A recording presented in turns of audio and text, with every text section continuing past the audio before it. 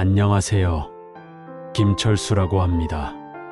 한 평생을 소방관으로 살았고 지금은 시골에서 조용한 은퇴 생활을 하고 있습니다. 30년 동안 화재 현장에서 사람들을 구하며 살았어요. 그때는 몰랐는데 나이가 들면서 깨달은 게 있어요. 자식들과의 관계에서도 변화가 생기더라고요. 그냥 무조건 숨기라는 게 아니라 조심스럽게 지키고 배려해야 하는 것들이 있더라고요. 젊을 때는 모든 걸 다 터놓고 살았어요. 힘들면 힘들다고, 아프면 아프다고 했죠. 하지만 나이가 들수록 말하지 않는 것도 사랑이라는 걸 알게 됐어요. 오늘은 그런 제 경험을 나누고 싶습니다. 첫 번째, 과거의 실수는 숨김이 아닌 배려입니다. 얼마 전에 큰아들이 사업에 실패했다며 한숨을 쉬더라고요. 밤늦게 전화가 와서 아빠, 나 정말 바보 같아요.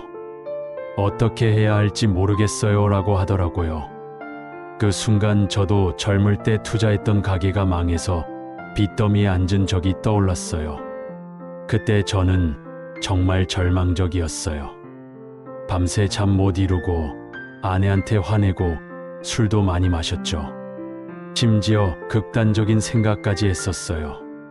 하지만 그 절망적인 순간들을 다 이야기하면 아들이 더 힘들어할 것 같아서 대신 이렇게 말했죠.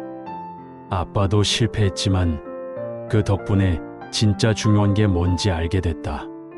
너도 이 경험을 통해 더 단단해질 거야 라고요. 그 후로 아들이 조금씩 회복하는 모습을 보면서 때로는 부모의 상처를 다 보여주지 않는 것도 자식에 대한 사랑이구나 싶었어요. 자식들이 스스로 일어설 힘을 키워주는 게 더 중요하거든요. 두 번째, 건강 문제는 안정입니다. 작년에 병원에서 혈압약을 처방받았어요. 의사 선생님이 혈압이 꽤 높으시네요.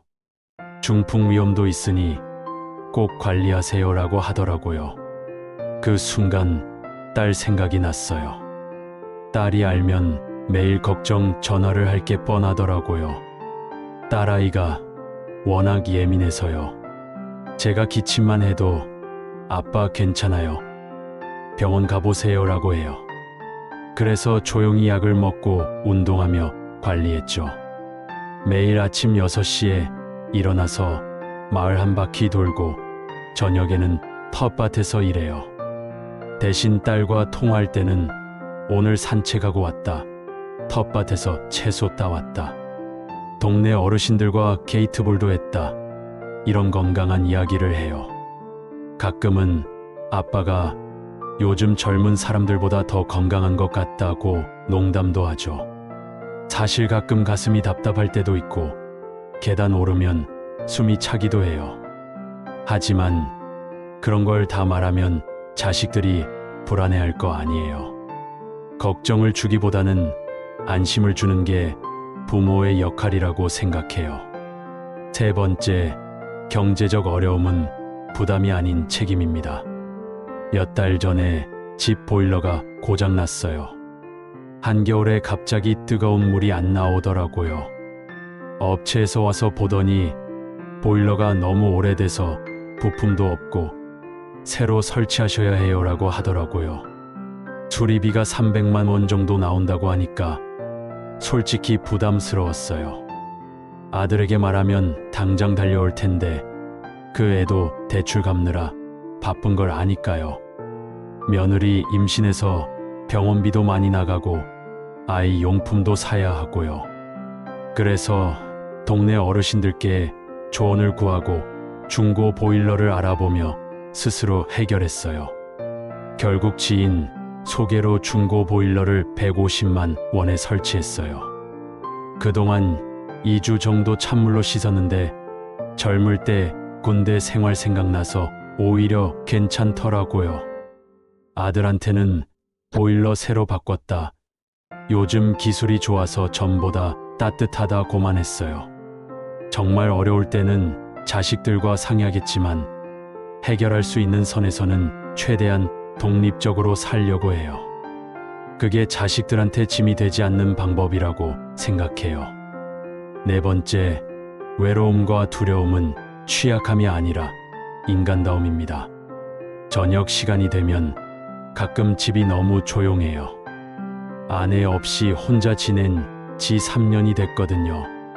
특히 아내가 좋아하던 드라마 시간이 되면 더 그래요. 텔레비전을 켜도 웃음소리가 나만 들리고 밥을 해도 혼자 먹으니까 맛이 없더라고요. 처음에는 정말 힘들었어요. 밤에 잠 못 이루고 멍하니 천장만 쳐다볼 때도 많았죠. 그래서 동네 경로당에 나가서 화투도 치고 텃밭 가꾸기도 배웠어요. 요즘은 노인의 총무까지 맡고 있어요. 자식들에게는 요즘 친구들 많이 사귀었다, 바쁘게 지낸다, 오히려 시간이 부족하다, 이런 이야기를 하죠. 실제로 요즘은 정말 바빠요. 마을 행사도 준비하고 동네 어르신들 안부도 챙기고요. 가끔 딸이 아빠 외롭지 않아요? 라고 물어봐요. 그러면 외로울 시간이 어디 있겠니? 친구들이 매일 놀러 오라고 해서 바쁘다고 답해요. 약한 모습보다는 활기찬 모습을 보여주고 싶어요. 다섯 번째, 삶의 끝을 향한 두려움은 비밀이 아니라 평온입니다. 가끔 밤에 잠이 안 올 때가 있어요. 언제까지 건강할 수 있을까? 자식들에게 짐이 되지는 않을까 하는 생각들이 들죠. 동네 친구들이 하나둘씩 세상을 떠나는 걸 보면 저도 언젠가는 그런 날이 올 거라는 걸 알아요. 그래서 미리 유언장도 써두고 통장 정리도 해뒀어요. 중요한 서류들은 한 곳에 모아놓고 자식들이 찾기 쉽게 메모도 해뒀죠.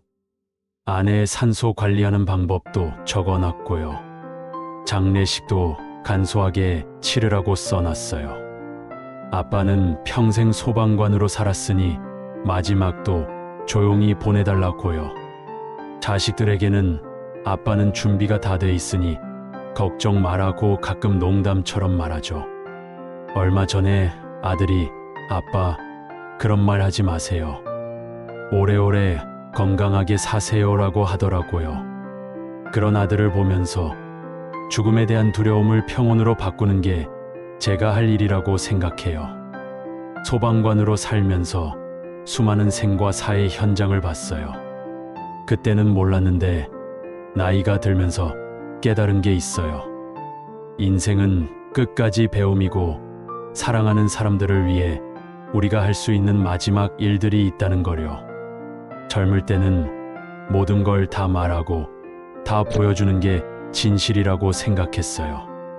하지만 나이가 들수록 말하지 않는 것도 사랑이라는 걸 알게 됐어요. 자식들의 평안을 위해 우리가 짊어져야 하는 것들이 있다는 거요. 오늘 이 5가지를 자식들에게 감추라가 아니라 사랑으로 지키고 배려하라고 말씀드리고 싶습니다. 우리의 침묵이 때로는 가장 큰 사랑의 표현일 수 있다는 거요.